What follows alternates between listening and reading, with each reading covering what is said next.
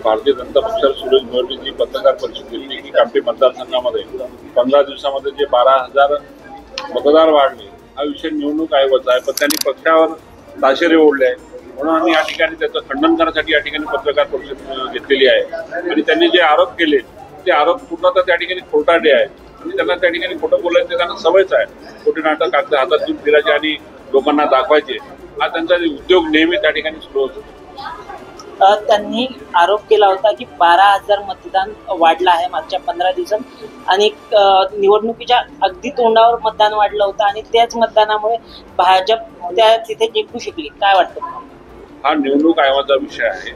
आमच्या भारतीय जनता पार्टीचे संपूर्ण कार्यकर्ते आणि ज्या पद्धतीने निवडणूक आयोगाने प्रोत्साहित केलं लोकांना किंवा मतदानापासून कुणीही वंचित राहिला नाही पाहिजे त्याची जनजागृती झाली.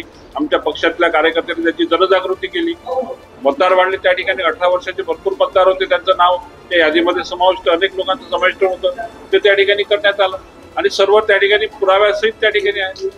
बाहेर राज्यातून मतदान आणून ते नोंदवले गेले मतदारापासून असा त्यांचा थेट आरोप होता की मतदार बाहेरून आणले गेले किंवा तिथे काम करणारे मतदानापासून कुणी बाहेर राज्यातले त्यांना मतदान करायला लावलं सर्वांना यादीमध्ये असा त्यांचा थेट आरोप होता. काय सांगा? सर्वांना मतदान करण्याचा अधिकार आहे, कुणी मतदानापासून वंचित राहू नये.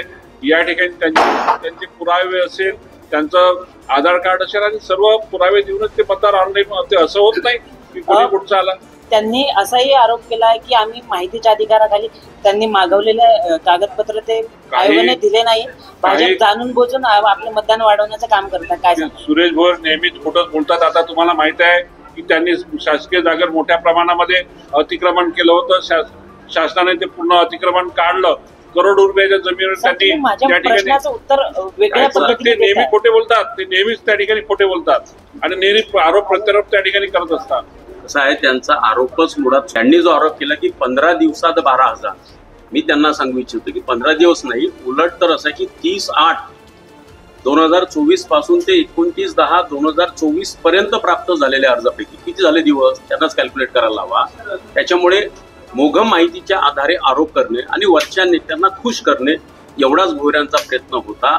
निखालस खोटे भोयर बोललेले आहेत एवढंच मी या प्रसंगी सांगतो. कारण त्यांना ही माहीत नाहीये की नामनिर्देशन पत्र भरायच्या शेवटच्या दिवसाच्या अगोदर 10 दिवस पर्यंत ते मतदार यादीमध्ये नाव नको नोंदवू शकतात. त्याच्यामुळे आरोपच त्यांचे बिनबुडाचे आहेत. सर, शेवटच्या 3 दिवसापर्यंत त्यांनी म्हटलंय की मतदार यादीत नावं वाढले आहेत. काय सांगा?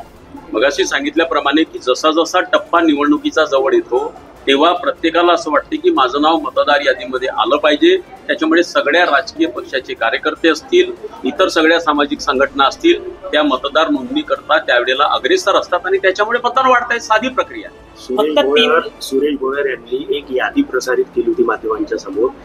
त्या यादीमध्ये पर गावाच्या हिशोबाने त्या गावातील मतदार दाखवले होते, परंतु ऍक्च्युअल मध्ये तो मतदार त्या गावात राहतच नाही असा त्यांनी दावा केला होता. अत्यंत चुकीची माहिती आहे. हा मतदारसंघ मौद्यापासून ते इकडे डोंगरगाव पर्यंत कामठी मतदारसंघ हा मोठ्या क्षेत्रामध्ये विभागलेला मतदारसंघ आहे.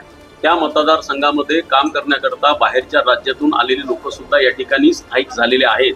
त्याच्यामुळे त्यांच्या सगळ्या आधार कार्ड वगैरे जे काही प्रक्रिया राबवल्या गेली असेल त्याच्यानुसारच मतदार झालेले असेल. त्यांनी मतदान नाव नोंदवली नाही, चुकीचा आरोप आहे. 3 दिवसाचा विषयच नाही हा. मी तुम्हाला सांगितलं ना, ती जी प्रक्रिया आहे त्या प्रक्रियामध्ये आलेले 35,000 मतदान जे त्यांनी दुसरा जो आरोप केला आहे की 4च महिन्यात कामठीत 35,000 मतदाराच्या नोंदी, लोकसभेचं मतदान आणि आता विधानसभेचं मतदान याच्यात 7 महिन्याचा कालावधी गेलेला आहे जवळपास. आणि 4 महिने ते जे म्हणतात हा पण आरोप त्यांचा चुकीचाच आहे. तुम्ही तारखा जर बघितल्या तर 7 महिन्याचा फरक आहे. त्याच्यामुळे त्यांचे आरोपच बिनबुडाचे.